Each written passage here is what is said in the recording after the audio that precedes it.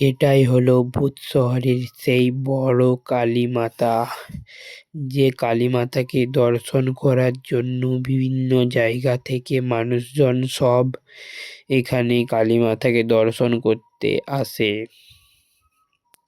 তো এটাও শোনা গেছে যে কালীমাতার এই ভিডিওটি সবার ফোনে অথবা মোবাইলে যায় না। তো যার মোবাইলে যায় তার সেই দিনের ভাগ্যটা খুব ভালো হয়। তাই ভিডিওটি দেখা মাত্রই আপনারা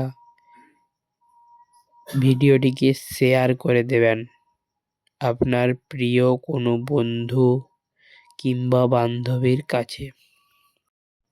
এই কালীমাতার পুরো ভিডিওটি দেখতে হলে চ্যানেলটিকে সাবস্ক্রাইব করুন এবং ভিডিওটি ভালো লাগলে লাইক, কমেন্ট, শেয়ার করুন।